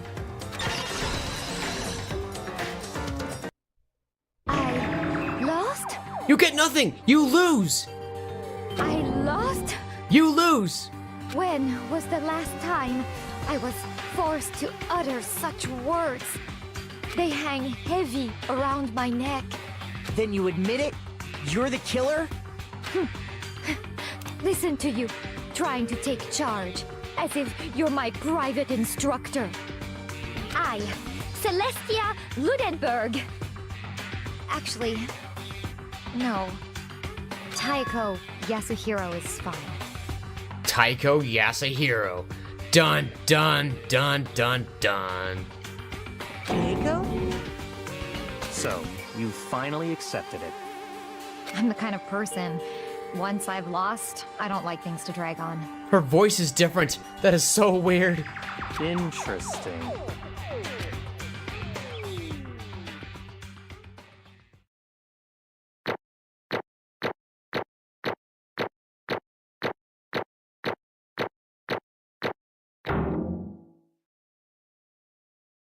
Boom, da boom, boom, da bang, bang, bang. A. 98 mono coins. Okay, Monokuma. I'm ready to begin. Or, no. I suppose this is the end, isn't it? It is indeed the moment we've all been waiting for. Time to vote, okay? Okay. Okay. If you would, please locate your lever and cast your vote.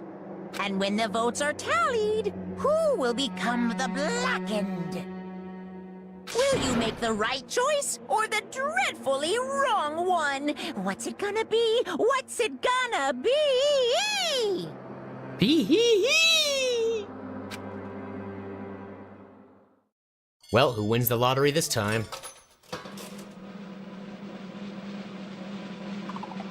Do we hear 3 Celestes in a row? Yes, we do.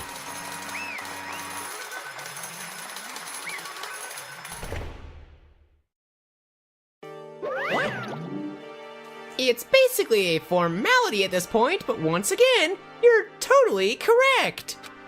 The blackened this time. The true killer who devised the whole stinking scheme was... Ta-da! Celestia Ludenberg! Or more precisely, Taiko Yasuhiro! Honestly. I lost. Well, that sucks. I guess trying to work with someone else was a mistake after all. Hifumi's ineptitude was beyond all my calculations.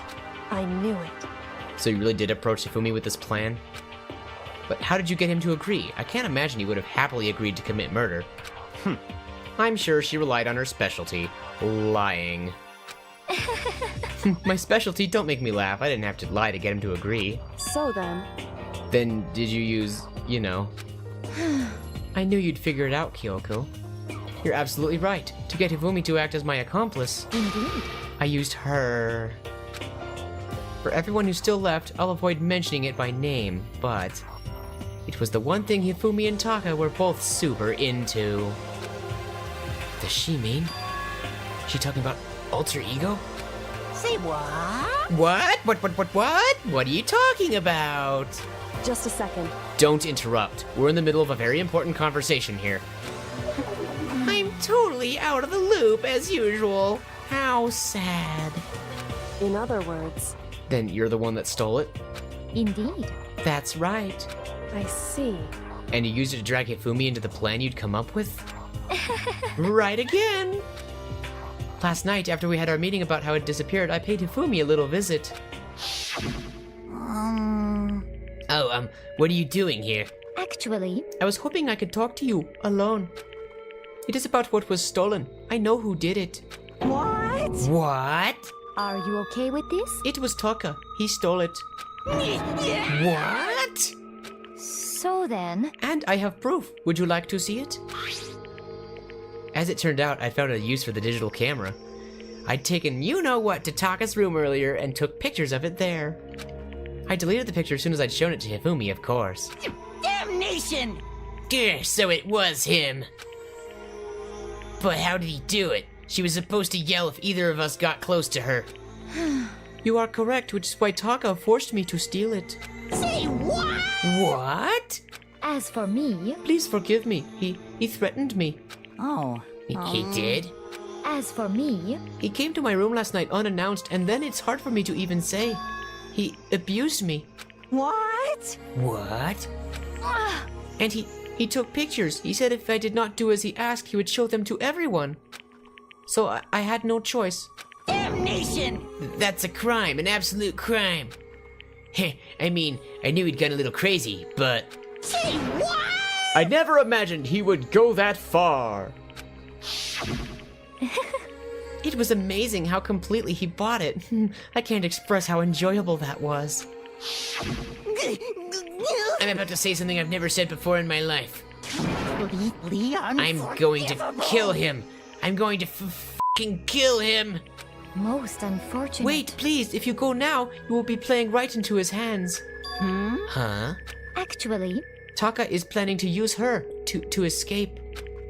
And he has made you his target. What? Escape? You don't mean. Taka is going to try to kill you. What? indeed. And also he can keep her to himself. That bastard. Unforgivable! Completely unforgivable! Bastard. Honestly, Can we allow him to continue with these barbaric acts? Absolutely not. How could I? She... I swear I will save her! I have to save her! actually, Then, would you like to join with me? It just so happens I have come up with a plan. Huh? I have devised a way to reclaim what he has stolen and escape this dreadful school. And with that, it is complete. Huh? What are you talking about? Oh, nothing. Hifumi agreed without a second thought. The effect that item had on him was remarkable. The power of love, even a love as twisted as that, can still drive people mad, it would seem. You disgust me. I see. I have another question for you. Was that strange costume Hifumi's creation? indeed. Yeah, it was a real pain in the butt, too. All I asked him to do was make something to hide the face and general body size. I had no idea he'd make something like that, but it's my fault for picking him in the first place. But So why'd you decide to make me the suspect? Because you're stupid. That's it? Let's see. And in that regard, I made the right choice. I'm so glad your stupidity surpassed my every expectation. Life must have been tough on your parents, though. I feel like I could cry. Well, But when you were explaining your plan to Hifumi, how did you explain the part about him playing dead? What she's asking is, what was Hifumi supposed to do after that, assuming you would actually let him live? Are you okay with this? That's simple. After he did his part and pretended to be dead, once someone showed up, I told him to say he'd been seriously wounded. He was on the verge of death, but just barely held on. And he really believed that? Well, of course. That wasn't all there was to it. As I explained it to Hifumi, the plan was, while you were all questioning him about what had happened to him, I was going to murder someone else. At that point, Hifumi would have an alibi, so nobody could doubt him. I told him that, and he believed it. It all seems very straightforward. Stereotypical.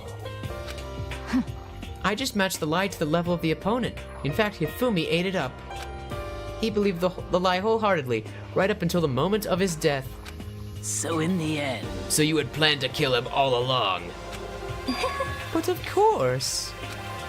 There would have been no point to my plan if the one who pretended to be dead did not end up dead himself. What the heck? How can a human life mean so little to you? Well, That's a non-issue. I simply did everything in my power to win. Don't be mean! Now you sound like Byakuya. I wonder about No, that. he derives his pleasure from the thrill of the hunt. In that aspect, we are nothing alike. Why? Then, what made you take things this far? What the heck? Was it really just for money? Are you talking about the $10 million Monokuma offered us? That is a lot of money, it's true. But that's not all there is to it. From the moment our new life began here, my only thought has been escape. But all along you've been saying how we have to accept living here and adapt. You little... Obviously that was a lie. Hey! I couldn't take it. I hated it from day one. More than anyone else in here. You I little... wanted to get out. Every day was fresh torture. And do you want to know why? This is fine. Because I had a dream. And accepting life here would have meant nothing less than giving up on my dream forever. Honestly. And there was no way that I could ever do that. In the underground world of gambling, I risked my life to make a metaphorical killing. As for me, And it was all for that dream. And what was this dream of yours? isn't it wonderful? To live in a European castle. A castle? And to gather handsome men from all over the world to serve as my butlers/bodyguards. I was going to make them dress up like vampires and satisfy my every need. Once I obtained that, I would have created a perfectly aesthetic world of decadence. This is fine. Living the rest of my life there was my only dream, my only goal. That's what life is all about.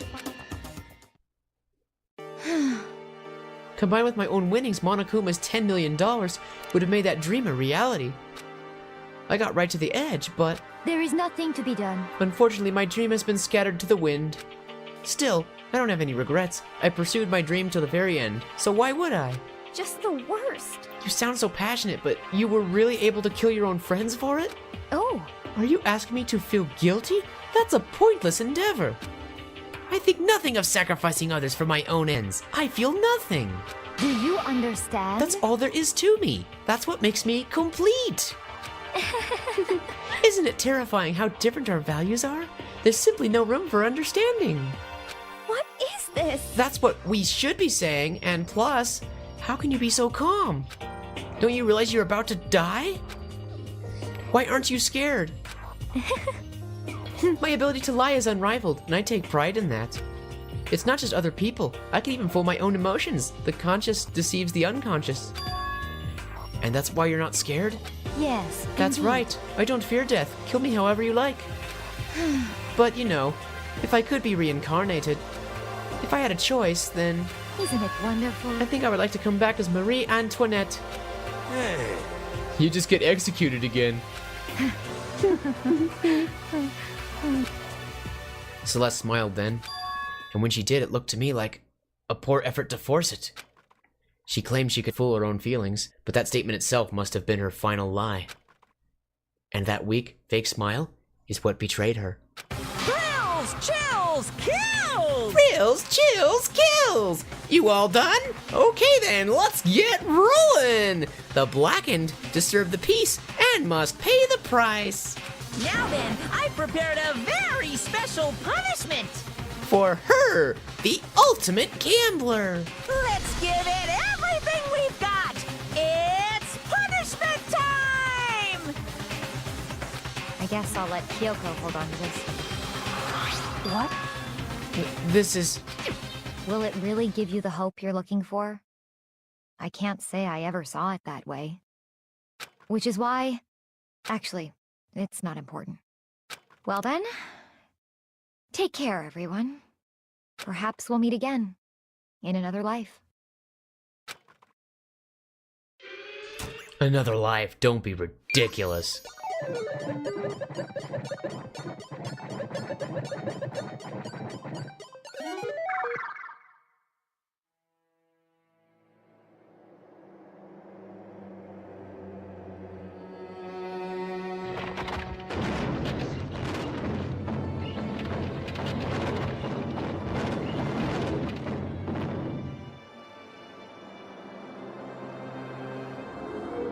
The burning of the Versailles Witch.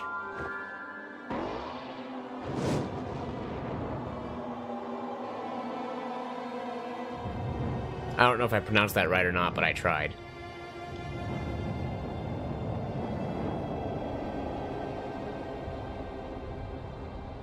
Versailles or something.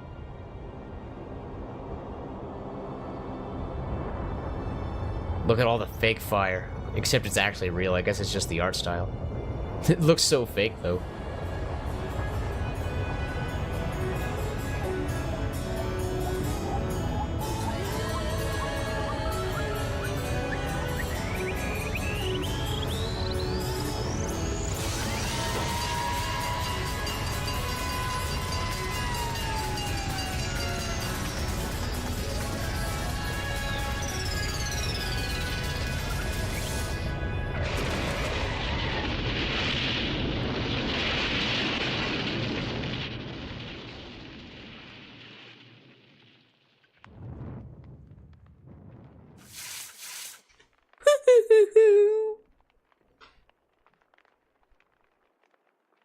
That's not Smokey the Bear.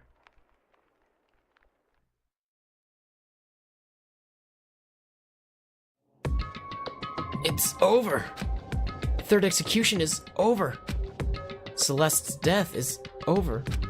Celeste killed my friends, so I can't pity her, but I also can't deny that at one point I considered her a friend too. And for him to just come along and... Isn't it just awful? Someone couldn't cut free of their regrets from the outside world, and so more people had to die. Extreme! You guys are still young. You need to place more value on your lives. What are you gonna do? Jeez, and here I thought you guys were gonna pass the torch of hope to the next generation. Let me out of here! What do I care about hope? I'll throw it into the trash if you just let me out of here. Too bad. You're all the embodiment of hope, whether you like it or not. And it's my destiny to knock you down one by one. It's sad, yes it is, but that reality just can't be avoided. Don't talk like you're not responsible. How long are you gonna make us keep going through this? What do you want from us? How strange. God, I'm so sick of people asking me that. Give it a rest already.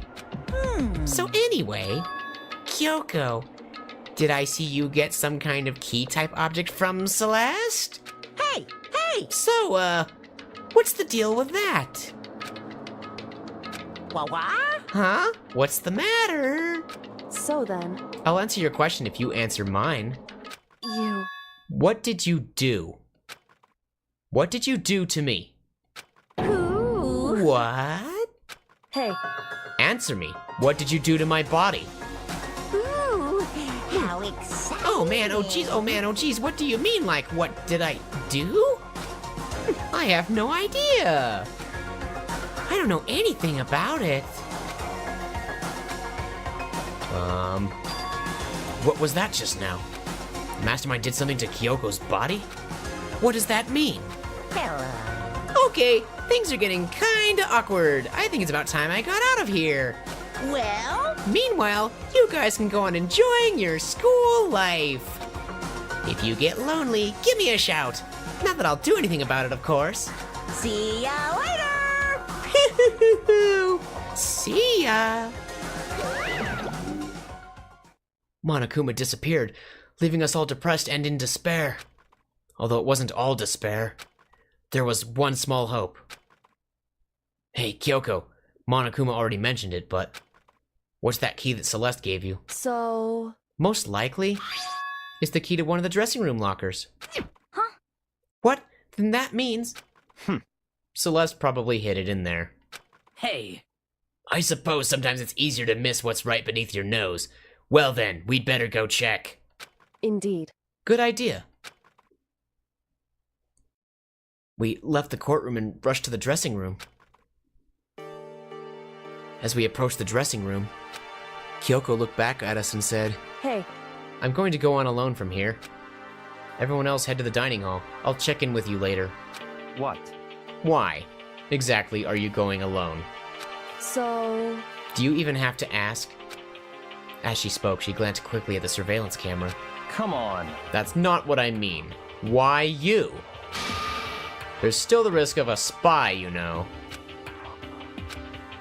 Then I'll go too. What? You. Please, let me go. Standing here arguing is just going to draw more attention to us. Goodbye. Do whatever you want.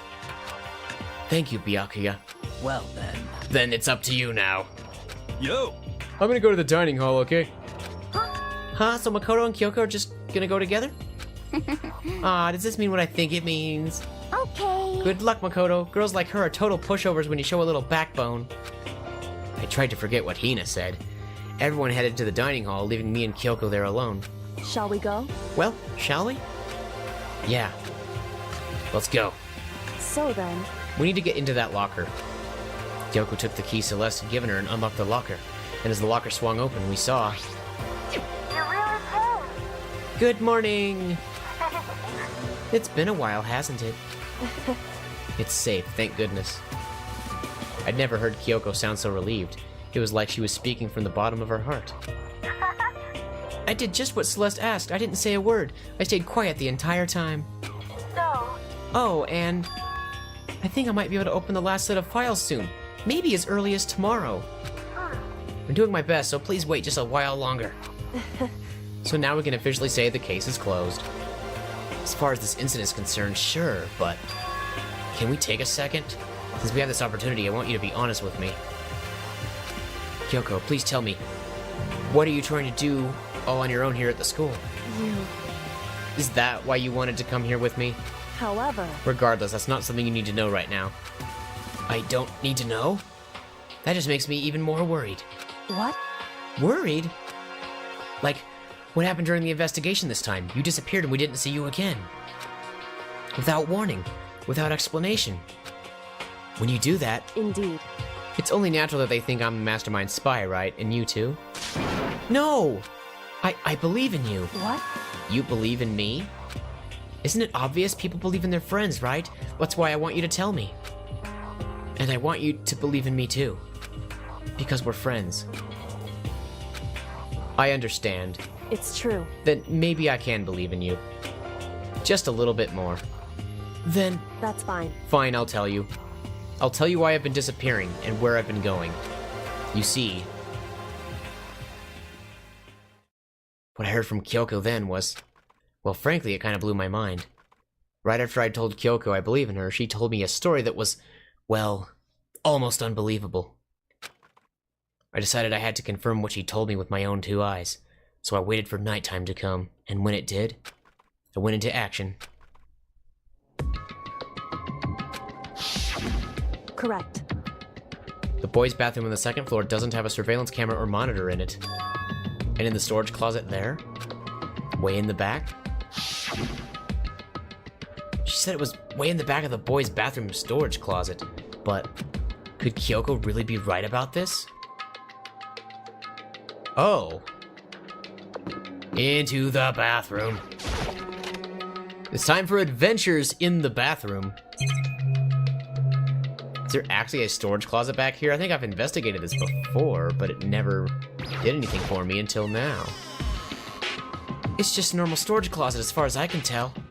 The secret Kyoko told me about, could it really be hidden here? There's something here? What's here? Just a blank wall. She said it was way in the back of the storage closet, but I mean, seriously? Without thinking, I placed my hand on the back of the storage closet, and suddenly, as if I were being yanked in, Gishunk. At the same time as I heard that sound, I fell through the wall. I had no idea what was going on. I had fallen through the back of the storage closet. Huh? It turned out, the back wall was like a revolving door, and I'd made my way to the other side. Just like Kyoko had said. In the boys' bathroom on the second floor, there's a storage closet, and way in the back of that closet, there's a secret room. So this is the secret room. But what's in here? My, we have books on a shelf. There's a bunch of files and what looks like volume after volume of yearbooks. They're all covered in dust. Looking at everything, one file at the edge of the bookshelf caught my eye. Hope's Peak Academy Student Registry. This is the only thing in here not covered in dust. Has someone been looking at it recently? I slipped the file into my hand, but before I had a chance to take a look at it, a slip of paper fell out of the file and I turned my attention to it. What's this? You must not leave. That's kind of weird. I could understand if it said, like, I can't leave, but you must not leave? What is this? My head feels funny. This strange sensation. It's like déjà vu. Those words, you must not leave. I've seen them somewhere before, but I can't quite remember. What do I know? What don't I know? A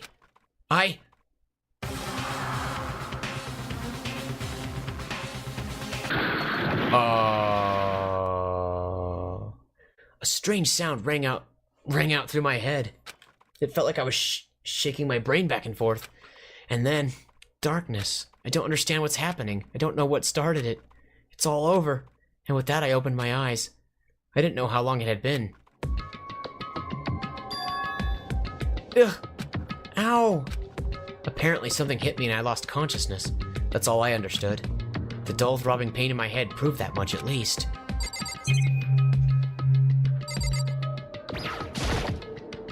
An empty bookshelf? Empty? Gone? It's all gone!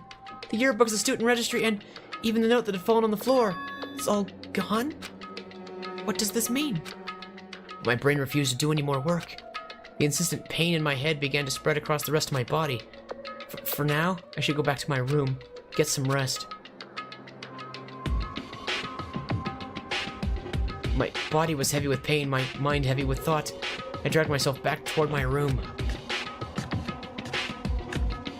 Somehow I made it back to the first floor of the school. Oh, the farther I walked, the more I felt things were getting blurry. Can't see in front of me. I couldn't stop myself from collapsing right there. And after that... Huh? As if from a vast distance, I heard a sound. It was faint but undeniable. That sound... It's coming from the gym? As I desperately hauled my shaky frame toward the gym, the sound got stronger and stronger.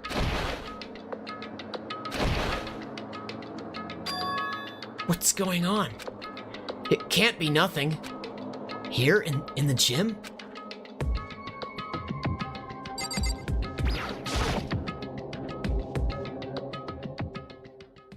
I didn't make a sound as I opened the door to the gym. The sounds coming from inside, meanwhile, only intensified that much more. Yeah?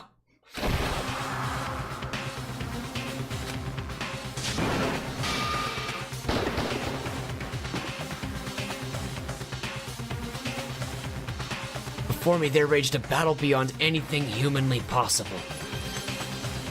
No, one side's not human, that's for sure, but regardless, I couldn't stop staring. I forgot to move or even breathe. Why, you? What do you think you're doing? I asked you a question. What's the meaning of this? How dare you defy me? This wasn't part of the deal! The deal? I've made a decision. I will no longer retreat, no longer compromise, no longer regret. I've made my decision. I'm going to resist you. Okay. But you do realize what will happen if you go through with this, right? You haven't forgotten, have you? What I'm holding hostage? What am I looking at? What am I hearing? A hostage? Then could it be? The mastermind spy is...